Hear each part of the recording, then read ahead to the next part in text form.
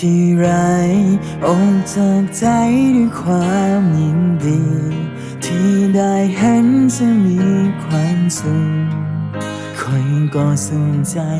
นำจะไรด้วยความยินดี มาส่งเจ้าได้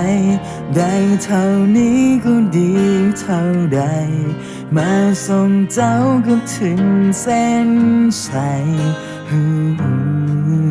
ได้เท่านี้ก็ดีกันพอไปต่อกับเขาคอยเจ้านั้นจงโชคดีใครมาส่งเจ้าได้เท่านี้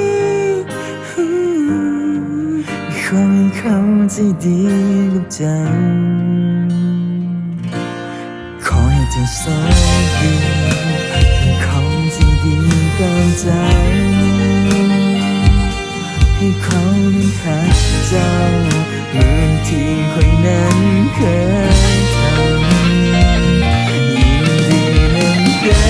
อที่เจ้าเจอคนที่ดีกว่าคนที่หักและแพงปานตาคนคนนี้ก็สนใจ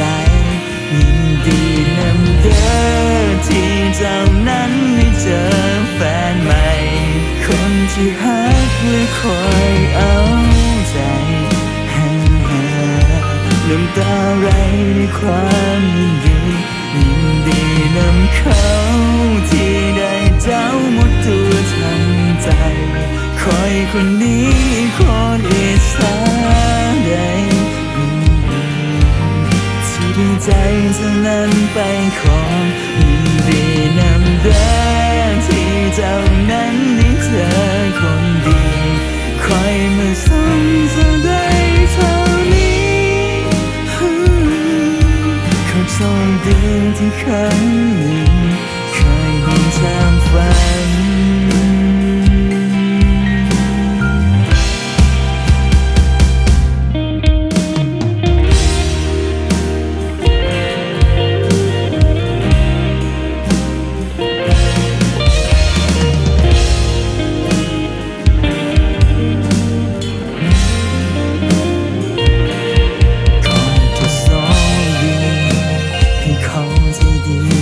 เจ้าซึ่งแม้จะเสียใจแต่เจ้าก็เลือกถูกแล้วยินดีนั้นเด้อที่เจ้าเจอคนที่ดีกว่าคนที่หักและแพงปานตาคนคนนี้ก็สนใจยินดีนั้นเด้อที่เจ้านั้นได้เจอแฟนใหม่คนที่หักและคอยเอาใจน้ำตาไหลด้วยความยินดีนำเขาที่ได้เจ้าหมดตัวทั้งใจคอยคนนี้คนอิจฉาใหญ่ที่ได้ใจเจ้าไปของดีนำเด้อที่เจ้านั้นได้เจอคนดีคอยมาส่งเจ้าได้เท่านี้